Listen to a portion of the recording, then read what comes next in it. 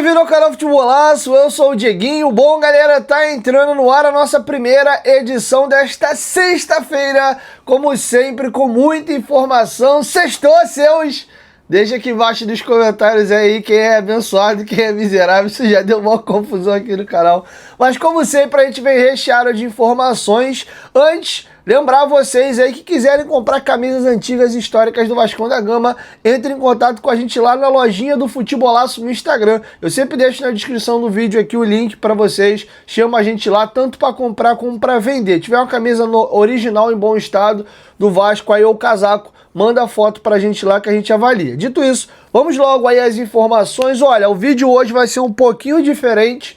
O assunto é seríssimo, tá? Tem uma comissão que a gente lembra disso, né? Que estava investigando a venda da SAF do Vasco desde o ano passado e agora nós temos um parecer e uma novidade. O Globoesporte.com subiu uma matéria muito importante hoje e eu queria fazer um react da matéria para vocês. A matéria está um pouquinho extensa. Eu vou lendo e vou comentando para vocês aqui, para a gente entender e eu faço a minha conclusão no final da matéria, tá bom? Então vamos aí à manchete e a matéria do GE. O título da matéria é Pagamento Suspeito de 775 mil e balanço forjado. O que diz comissão que apurou a venda da SAF do Vasco? Já para dar um pouco de contexto aqui, pô, como assim? Pagamento suspeito, balanço forjado? Essa investigação é sobre a venda da SAF do Vasco. Segundo a comissão que está fazendo esse levantamento e essa investigação, o balanço do Vasco foi fraudado de propósito e também tem um dinheiro que até agora eles não sabem para quem foi. Aliás, para quem foi eles sabem, mas com que endereço? Porque segundo essa investigação, não tem nenhuma comprovação de que essa empresa teria direito a receber esse montante de 775 mil reais. Tem pessoas indiciadas podendo ser excluídas do quadro social do Vasco e até nem sei se isso não é caso de polícia, mas a gente vai entender agora já já. A matéria foi redigida pelo Tébaro Schmidt do Globoesporte.com, tá? O relatório indiciou 21 pessoas e pode causar exclusão do quadro social. Afirma que gestão Salgado orquestrou narrativas para iludir sócios e agilizar a venda para a 77 Partners, tá? Vamos agora começar a matéria. Depois de aproximadamente 1 ano e meio de trabalho, a comissão formada por conselheiros do Vasco para apurar as condições em que se deram a constituição da SAF do clube e a subsequente venda de 70% das ações para a 777 Partners, entregou no dia 6 de outubro o relatório preliminar com a conclusão das investigações. No total, 21 pessoas foram indiciadas no processo, que pode causar a exclusão do quadro social. Pelo menos na matéria do GE, que fala só de exclusão do quadro social. Não fala aqui de queixa-crime, né, que isso pode escalar para o Ministério Público e acabar alguém preso por isso, tá? Então vou seguir aqui o que diz a matéria do GE. Essa é a terceira de 4 etapas que competem à comissão. Os acusados têm 15 dias úteis a partir da citação para apresentar suas defesas. A quarta e última etapa será a análise das defesas e a elaboração do relatório final, ou seja, eles fizeram o levantamento, fizeram a apuração, chegaram aí em 21 nomes e informaram esses 21 nomes que eles estão sendo indiciados e deu prazo de 15 dias úteis para que eles manifestem a defesa. Depois de que as pessoas se manifestem, coloquem as suas defesas, aí a comissão vai fechar o relatório final com a defesa. Acredito eu que posterior a isso, tá no terceiro passo de 4, é que a coisa vai definir aí por uma exclusão do quadro social ou eventualmente até algo fora da esfera e das portas de São Januário, indo aí por uma questão criminal. Beleza? Agora vamos seguir aqui. A comissão é formada por 7 conselheiros do Vasco. Vamos ao nome deles aqui. José Henrique Carvalho Gonçalves, que é o presidente dessa comissão. Cláudio Pereira Gomes, que é o relator. Luiz Gustavo de Menezes Ribeiro, Jorge Luiz Moraes, José Pedro Mota de Souza Ferreira, André Luiz Vieira Afonso e Emanuel Ursulino de França Filho. São essas 7 pessoas que estão aí na comissão.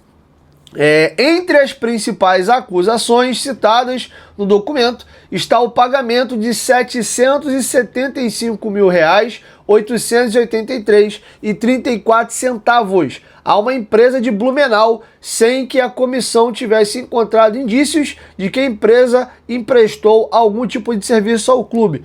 Traduzindo aqui, eles encontraram esse pagamento no balanço de R$ 775 mil, 775.833 mil reais 34 centavos, mas eles não encontraram nenhum indício de que a empresa tenha emprestado algum serviço ao Vasco. Então eles estão apurando para saber por que do pagamento para essa empresa. Acharam aí um movimento estranho. E aí eles vão ter que agora se defender sobre a situação. Além disso, o relatório cita o depoimento de um ex-funcionário, preste atenção nisso aqui, ó, que afirma que o valor da dívida do clube associativo foi forjado no balanço patrimonial, apresentado antes da constituição da SAF, deixando embaixo do tapete, nas palavras da comissão, uma dívida dissimulada de mais de 200 milhões. Isso aqui é uma acusação muito grave, tá?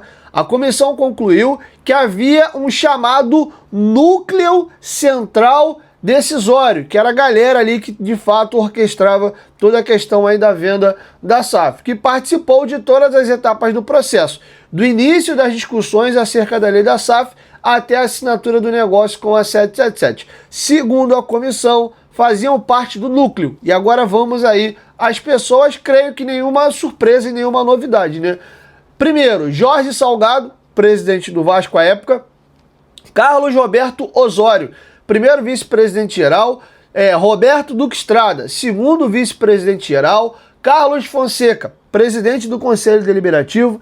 Adriano Mendes, que era o vice-presidente de finanças, ele era vice-presidente de finanças na gestão do Campelo, e na troca de gestão, no finalzinho do mandato do Campelo, ele sai da gestão do Campelo e se junta com a chapa do Salgado. Salgado vence a eleição e ele passa a ser o VP de Finanças do Vasco. Ele foi VP de Finanças na gestão Campelo e também na gestão Salgado.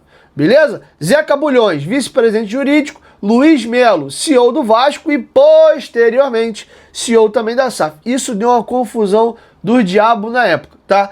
Todos eles foram indiciados, com exceção de Luiz Melo, ou seja, o Luiz Melo foi citado, mas não foi indiciado. Como não faz parte do quadro societário do Vasco, o ex-CEO foge da competência da comissão.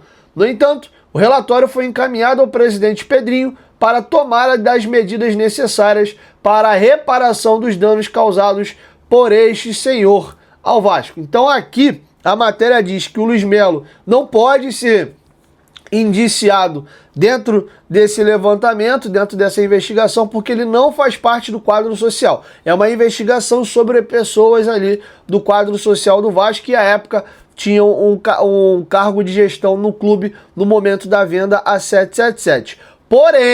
Porém, a matéria cita que isso foi encaminhado ao presidente Pedrinho para que medidas necessárias para a reparação dos danos causados por esse senhor ao Vasco possam ser tomadas, o que não quer dizer que ele não possa ser responsabilizado por algo. O que a matéria aqui dá ao entender é de que seria algo na esfera fora do Vasco, tá bom?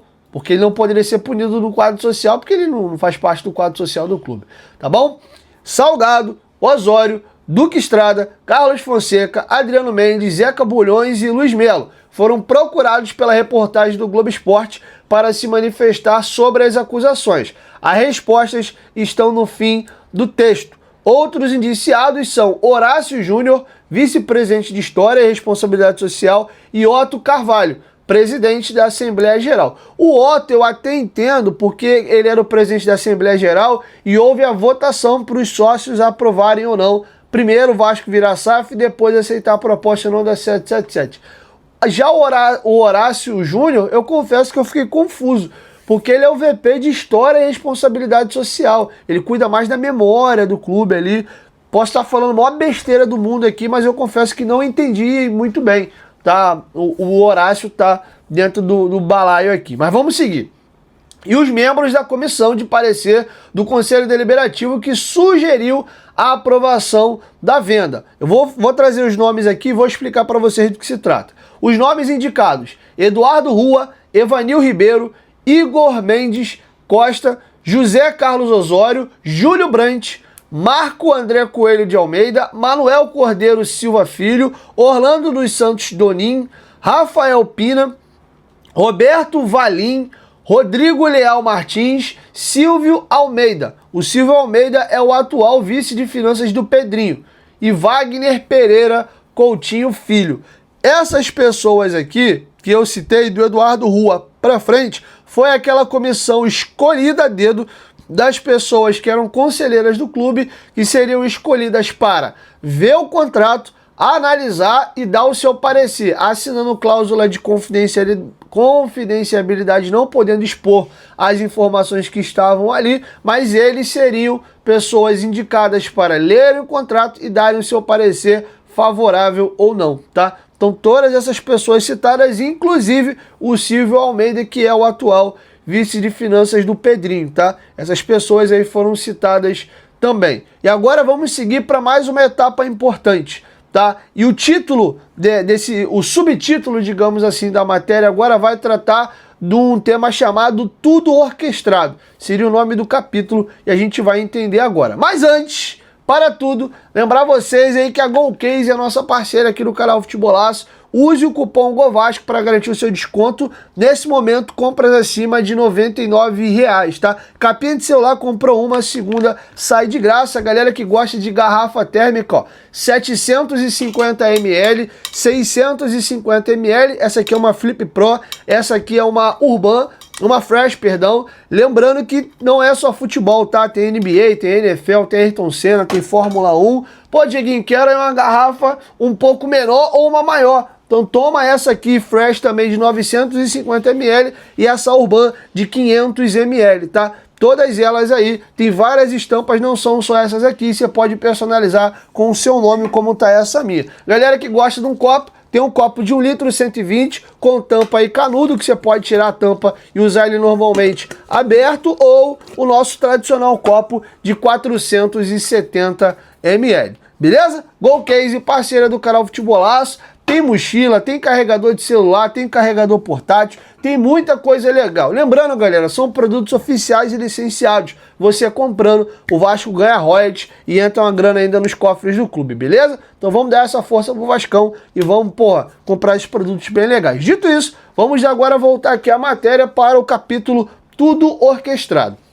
Uma das primeiras conclusões apontadas no relatório é de que a diretoria, encabeçada por Jorge Salgado, criou deliberadamente um cenário fictício para convencer sócios e torcedores de que a venda da SAF para a 777 era a única saída para o clube. Percebe-se claramente que tudo fora orquestrado pela diretoria administrativa da gestão Jorge Salgado, como um grande teatro, para iludir sócios, gerar expectativas vitoriosas com a criação de uma empresa, e que isso teria a finalidade única de tornar o clube vencedor, dando lastros imaginários do torcedor para não proceder à venda do futebol do Vasco, tá? Isso aqui é um trecho que está dentro ali do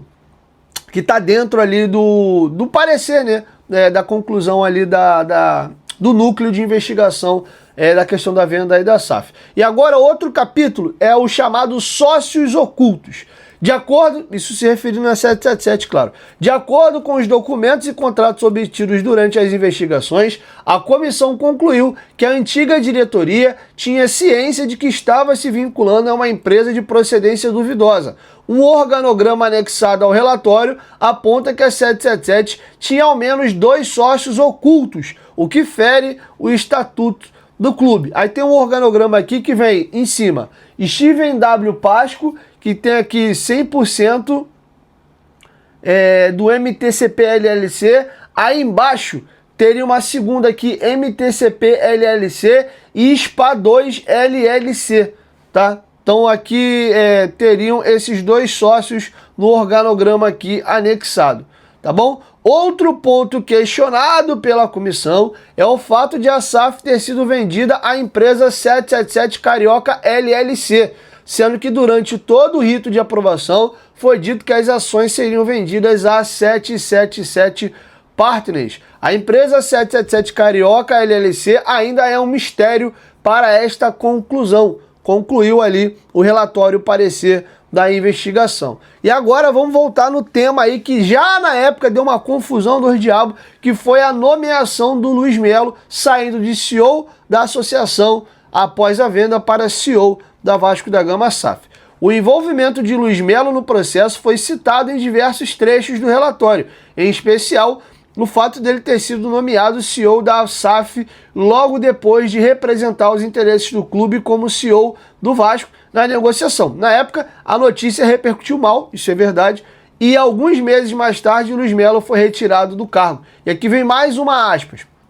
Por incrível que possa parecer, uma das justificativas para manter o senhor Luiz Melo como head, ou seja, a cabeça, né, das tratativas da negociação, era a sua excelente fluência em língua inglesa, o que facilitava todo o dia a dia para os responsáveis da diretoria administrativa do ex-presidente Jorge Salgado. Além disso, fica escancarado o total conflito de interesse de um homem que tratava os negócios sendo vendedor para a hora depois se tornar o principal executivo dos compradores, diz um trecho, tá? E aqui vem mais uma aspas do parecer, porque tem uma conclusão sobre o tema. O parecer escreveu isso aqui, ó. Por incrível que possa... Não, desculpa, aqui embaixo. Foi dessa forma, com total negligência, falta de zelo e com clara dose de parcialidade, que a diretoria anterior tratou a maior e mais importante negociação de toda a gloriosa história do Clube de Regatas Vasco da Gama. Em depoimentos a esta comissão, foi dito que o senhor Adriano Mendes foi peça importante na escolha do senhor Luiz Melo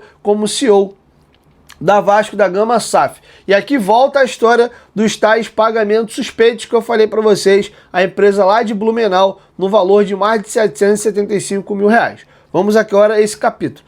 Uma das principais acusações contidas no relatório diz respeito ao conteúdo de um contrato intitulado Instrumento Particular de Acordo Preventivo de Litígio. Nele consta que o Vasco pagou um montante de R$ 775.883,34. E aqui vem o nome da empresa.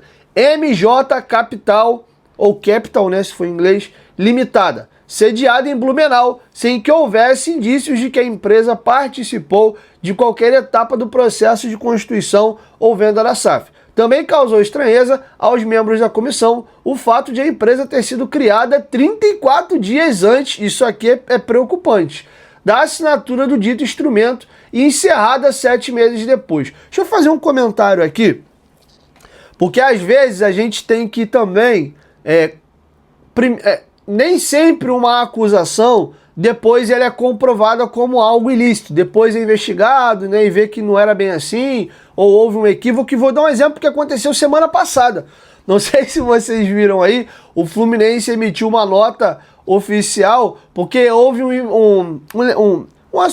uma denúncia, vamos colocar assim, de que o Fluminense, não ri não, tá? Não ri não, que eu sei que vocês são fogo. De que houve o gasto de dinheiro do clube de maneira equivocada, houve gasto ali com uma empresa de produtos eróticos, enfim, de compra de Viagra. Eu não sei se eu estou misturando a situação do Corinthians com o Fluminense, mas teve essas acusações no Corinthians e no Fluminense. E aí foi investigado e foi apurado depois que tinha uma empresa de fato de produtos eróticos com o mesmo nome da empresa que prestava serviço para o Fluminense de logística, para as viagens do Fluminense, para os jogos fora do Rio de Janeiro. E aí foi tudo comprovado direitinho e não passou de uma denúncia infundada. Inclusive o clube emitiu nota oficial e ia, inclusive, né, tomar as medidas cabíveis contra quem fez ali a acusação. Porém, no caso específico do Vasco, tá? Não estou comparando, no caso específico do Vasco é estranho, porque é um montante que não tem comprovação, segundo a investigação da comissão. A empresa foi criada 34 dias antes de receber o dinheiro e 7 meses depois fechou. Passa a impressão de que foi uma empresa criada para um propósito específico e logo na sequência ela fechou, tá? E o estranho é que foi muito próximo. Parece que a empresa foi criada para receber o dinheiro e aí espera um tempinho depois e vai lá encerrar as atividades. Então, de fato, a situação é estranha. Não estou confirmando isso aqui, estou trazendo a matéria do GE e o levantamento que a comissão fez. Cabe, inclusive, aos indiciados apresentarem a sua defesa, comprovando que isso foi lícito ou não. O Vasco conseguindo chegar, de fato, à conclusão de que tinha uma sacanagem aqui, tendo a sacanagem, que eles se lasquem aí, não só dentro do quadro social com exclusão, mas que responda também criminalmente, tá? Então, estou deixando isso claro, mas trouxe essa questão off Vasco aqui, para também ter um comparativo de algo similar que aconteceu em outras equipes do futebol brasileiro na semana passada. Não estou falando de nada distante, não. Isso foi um assunto que gerou meme e bastante repercussão. Agora, mais uma aspas aqui do parecer da comissão.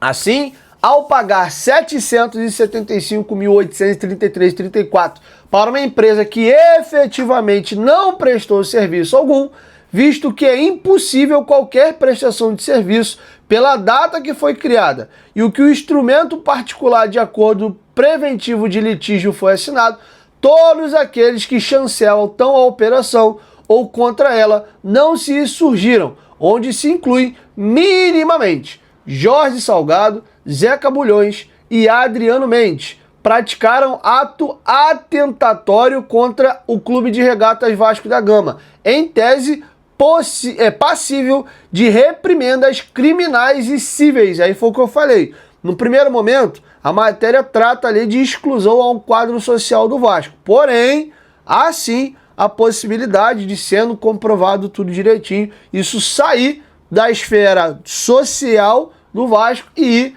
para a esfera criminal e civil, tá bom? Então é mais um trecho aí do parecer. O relatório também afirmou que 4 milhões dos 70 milhões do empréstimo ponte concedido pela 777 ao Vasco no período anterior à assinatura do contrato vinculante foram utilizados para pagar uma suposta dívida que o Clube de Regatas Vasco da Gama possuía com o então presidente Jorge Salgado. Ou seja, naquele aporte de 70 milhões, 4 milhões direto foi para o bolso do Salgado, segundo aqui ao parecer do Vasco, por uma suposta, que é como eles colocaram aqui na matéria, dívida que o Vasco tinha com o Salgado. O Salgado chegou a fazer alguns empréstimos ao Vasco, tá? Mas vamos aguardar aí. E agora vem a situação do balanço forjado, é o último capítulo, e o GE entrou em contato, pediu o posicionamento dos acusados, uns se manifestaram, outros não, eu vou atualizar para vocês, mas aqui a gente fecha a matéria. Balanço forjado. A comissão também concluiu que a antiga diretoria forjou dados lançados no balanço patrimonial do Clube de Regatas Vasco da Gama, que foi elaborado antes da conclusão da venda da SAF, em especial no que diz respeito ao valor real da dívida do clube. Em depoimento, isso aqui é sério, um ex-funcionário afirmou que Adriano Mendes utilizava a ferramenta Excel para reduzir as dívidas do clube associativo, induzindo a erro o Conselho Deliberativo, que posteriormente aprovou o balanço. E aqui vem mais uma aspas. Em resumo, a dita excelente venda das cotas da Vasco da Gama SAF deixou embaixo do tapete uma dívida dissimulada pela diretoria administrativa de mais de 200 milhões. E as receitas que sobrariam ao clube associativo não seriam suficientes para pagar a despesa do dia a dia, o que literalmente colocou o Clube de Regatas Vasco da Gama em um estágio falimentar. Essa é a verdade real produzida nos autos. No curso das investigações concluiu. Aqui termina a matéria do GE no que tange a questão do parecer, né, da comissão, e agora vamos ao depoimento dos acusados. Primeiro, o presidente Jorge Salgado foi procurado e ele respondeu o seguinte: ele informou estar em viagem no exterior e que quando regressar da viagem vai avaliar o caso para definir suas ações. Isso aí foi o posicionamento do Salgado sobre a matéria, tá? O Carlos Roberto Osório, ex-vice-primeiro presidente-geral, ele deu sim um depoimento. Aspas para o Carlos Roberto Osório. Eu fui surpreendido por esse estranho relatório. Estou avaliando o conteúdo para definir o encaminhamento adequado a ser dado. Só então vou me manifestar. O Roberto Duque Estrada também deu um depoimento aí sobre as acusações. Aspas para o Roberto Duque Estrada. Estou a trabalho no exterior e tomei conhecimento pela imprensa. Eu nego todas as acusações absolutamente infundadas, formuladas por pessoas que pouco estudaram os contratos. Meu trabalho foi técnico. Presidi uma comissão que examinou os contratos e emitiu um parecer técnico, dando recomendações e fazendo comentários. Quem decidiu celebrar a operação foi o Conselho Deliberativo e a Assembleia de Sócios. Não assinei nenhum contrato, nem autorizei qualquer pagamento. Além disso, esse conhecimento de um processo sigiloso compromete a lisura do procedimento e revela-se que seu propósito é eminentemente político. Trabalhamos sério, sem qualquer remuneração, pela viabilidade do Vasco. Realmente é vergonhoso. Quanto ao balanço, não era de minha responsabilidade, mas não houve ocultação de obrigações, mas sim avaliações de risco de contingência, tá? Então esse é o depoimento do Duque Estrada. Já o Carlos Fonseca não quis se manifestar. O Adriano Mendes, ex-vice-presidente de Finanças, e o Zeca Bulhões, que é o ex-vice-presidente jurídico, e o Luiz Melo, que é ex-CEO, não responderam à matéria até a publicação da reportagem, tá? Então pode ser que o GE atualize a matéria com o depoimento deles ou não. Eles tenham sido procurados e simplesmente se neguem a dar um parecer, como foi o caso, por exemplo, do Carlos Fonseca. O Carlos Fonseca foi procurado e não quis se manifestar, tá bom? Então agora, galera, o vídeo já tá muito longo. Caraca, tem 26 minutos já. Não deixa eu fazer um comentário curto aqui, tentando fechar antes dos 30 minutos, porque tá muito grande o vídeo já.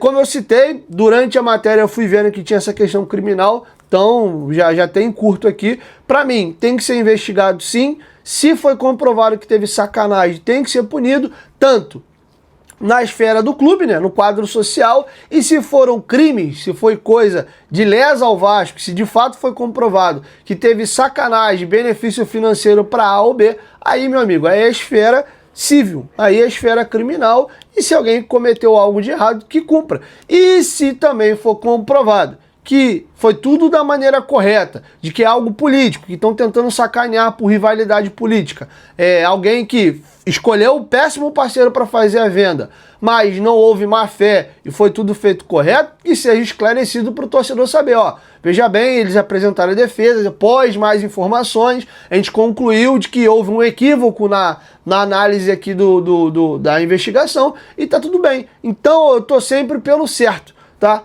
Tá errado, fez merda, que cabe sendo julgado, punido na esfera criminal e na esfera do clube social, e se não fez nada de errado, que também apresente a defesa ali e seja inocentado da situação. Agora é muito triste, é muito chato a gente ver o Vasco enfiado dentro dessa situação. Beleza? Então é isso, assim eu fecho com vocês aí essa nossa primeira edição. Tendo atualização, tendo novidades sobre o fato, eu trago para vocês aqui no canal. Use o espaço para comentários para deixar a sua opinião sobre todos esses temas aí, beleza? 1, 2, 3, futebolaço, tamo junto, família, e logo mais eu volto com a nossa segunda e última edição do dia.